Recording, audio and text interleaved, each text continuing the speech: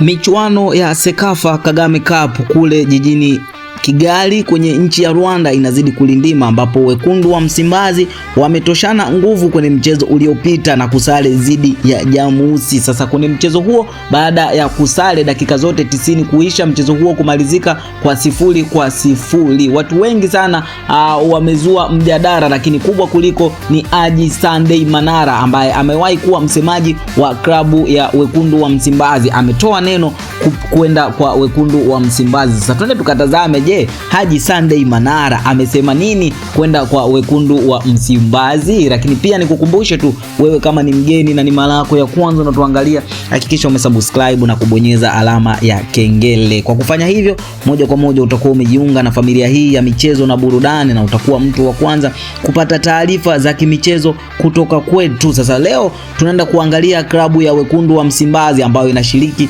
michuano ya Sekafa Kagame Cup kule Rwanda kwenye jiji la Kigali, ambapo michezo yote ipo live kabisa, ambapo Simba Sport Club mpaka sasa wamecheza michezo miwili. Mchezo wa kwanza walitoka sare ya bila kufungana, lakini mchezo wa pili pia wametoka sare ya bila kufungana dhidi ya timu ya Jamusi. Sasa mchezo huo ambao umepigwa dhidi ya Jamusi umevuta hisia za wana Simba, na ukianza kuangalia Simba Sport Club wameboresha kikosi chao baada ya kufanya usajili kwenye hili dirisha kubwa la usajili kuelekea msimu mpya wa mashindano 2026-2027. Sasa moja kati ya wasemaji, Haji Sunday Manara, ambaye amewahi kuhudumu kama afisa habari au msemaji wa klabu ya wekundu wa Msimbazi, ameibua mjadala baada ya kufanya uchambuzi kidogo kwenye grupu B la wekundu wa Msimbazi, ambapo mpaka sasa kwenye grupu B la wekundu wa Msimbazi timu ya Jamusi ndio ambayo inaongoza grupu ikiwa na alama 4, lakini pia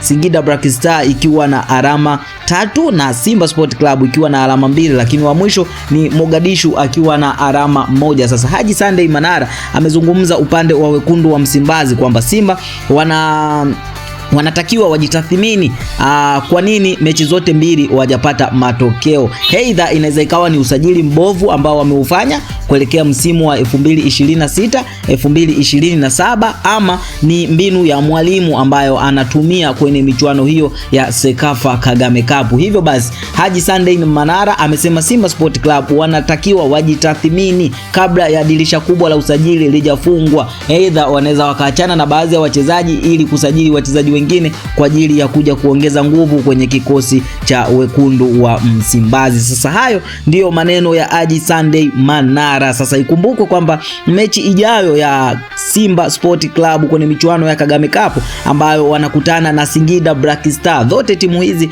kutoka NBC Premier League kutoka ligi kuu ya Tanzania zinaenda kukutana kule Kigali kwenye mji wa Rwanda, ambapo Simba Sport Club anacheza na Singida Black Star, na hii yote ni kuwania nafasi ya kufuzu hatua ya robo finali. Endapo Simba Sport Club ataibuka na ushindi dhidi ya Singida Black Star, basi ataweza kufuzu hatua inayofuata, lakini pia Black Star akibuka na ushindi mbele ya wekundu wa Msimbazi ataweza kufuzu hatua inayofuata. Endapo itapatikana sare kwenye mchezo huo, basi Black Star atakuwa nafasi ya kufuzu kwenye nafasi inayofuata, maana mpaka saizi ana alama 3, Simba Sport Club ana alama 2 kwenye grupu B. Sasa Simba Sport Club na Black Star, nani ataweza kushinda? Lakini pia wewe unasemaje kuhusiana na mwenendo wa Simba Sport Club kwenye Sekafa Kagame Cup, kwamba je, inakupa picha halisi ya wachezaji waliowasajili kwa ajili ya kuja kuongeza nguvu kwenye michuano ya kimataifa na michuano ya NBC Premier League kuelekea msimu mpya wa mashindano? Tuambie hapo kwenye comment wewe mawazo yako ni yapi, lakini pia usahau kusubscribe kwa ajili ya taarifa zingine za kimichezo kutoka kwetu. Hii ni Tubone Media. Bye bye.